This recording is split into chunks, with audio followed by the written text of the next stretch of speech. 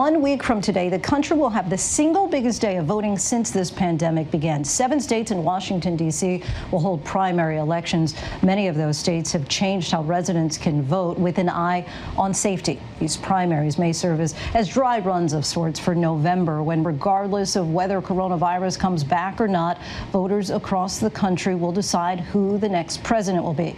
This comes as President Trump threatened over the weekend to move the Republican National Convention scheduled for late August out of North Carolina unless the state allows the Charlotte arena to be, quote, fully occupied. And joining us now is the chairwoman of the RNC, Ronna McDaniel. Thanks so much for coming back on the show, Ronna.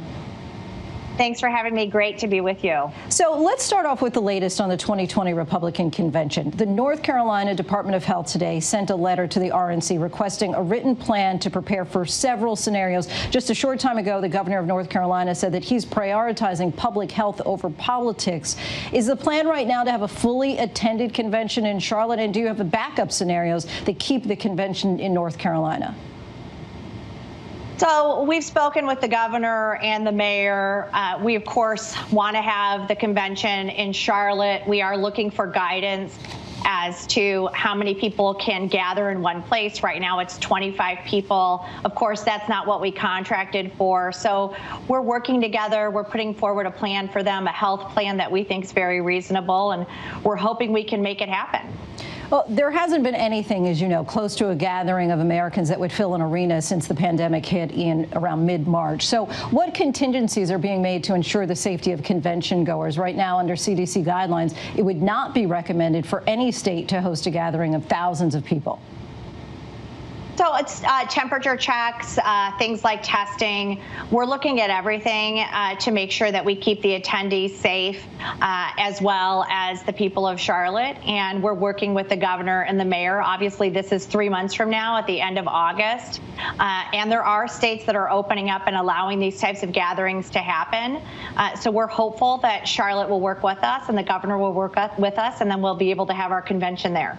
All right, let's turn to voting by mail. Republican and Democratic states have been expanding voting by mail across the board to be ready for anything in November. I want to start by playing a quick comment from your uncle Mitt Romney on this last week.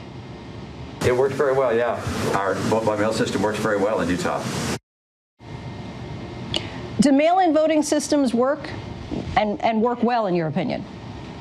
Well, it depends on the state, and I think that's a really broad question for a very difficult challenge you're seeing a lot of states try and put forward. I mean, what we're suing in California is that the governor is actually talking about sending ballots to every registered voter, where there's 1.5 million additional registered voters just in LA County than there are adults in that county. So, of course, we're concerned about safeguards. And this isn't people saying, please send me a ballot, filling out an absentee request form. This is the governor proactively just sending ballots to voters, whether they want them or not, without making sure and verifying that those people actually still live in the state. That is absolutely leaving room for fraud, and we're seeing Democrats sue to have this happen all over the country. And the best place to look is Nevada, where there are literally thousands of ballots in trash cans because the Clark County clerk did the exact same thing. She sent ballots to inactive voters that had moved away from the state.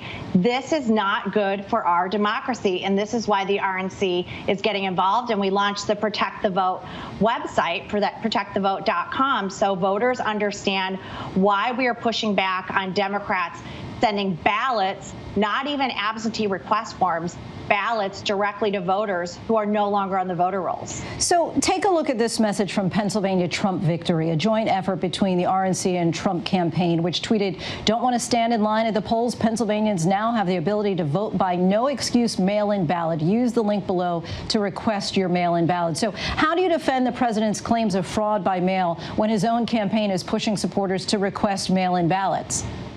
Well, there's a really key distinction there. That is a voter saying, hi, I'm Ronna McDaniel. Please send me an absentee ballot because I can't vote that day, or there's guidelines that allow me to vote absentee, like the president out of state in Florida. That is very different than Democrats just sending ballots out by the thousands in California to 1.5 million more registered voters than there are adults in LA County. How is that not ripe for fraud? And I think that is something every voter should be concerned about. Listen, the states that do mail-in voting, they don't allow it to go to their inactive voter file. They don't. And it took them years and years to implement processes that made it safe and fraud-proof.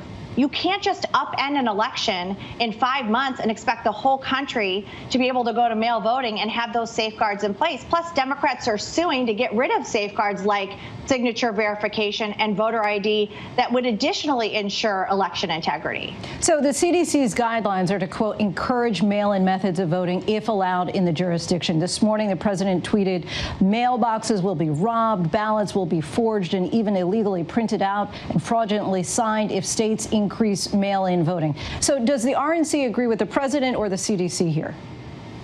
You're seeing us systematically go into states where they are just mailing ballots and not asking people to apply for absentee request ballots.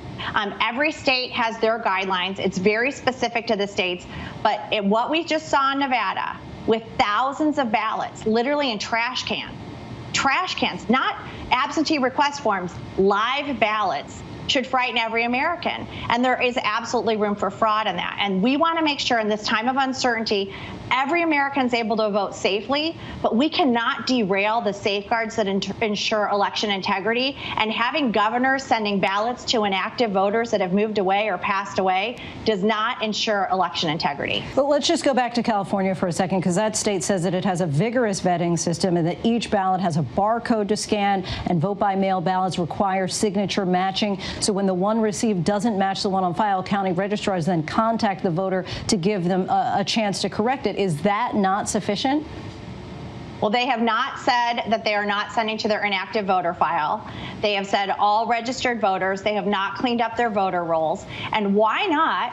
Why not, if you want to ensure election integrity, let the voters ask if they want a ballot rather than just sending ballots out? Isn't that one step of verification?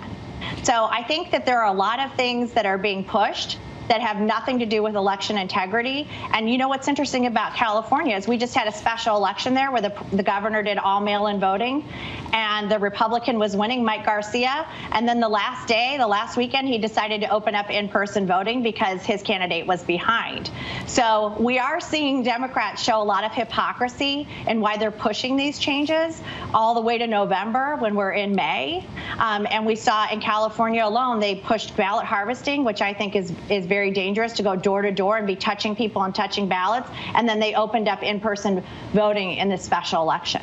All right, Ronna, I just want to push back on this one last time. Let's just really nail down a second the issue of voter fraud. After the 2016 election, a Washington Post analysis found that out of roughly 135 million voters, there were about 4 instances of recorded voter fraud. That's 0.000002%. The president, after the 2016 election, falsely claimed fraud in California. So if President Trump does not win on this election night in November, will he accept the outcome of the election?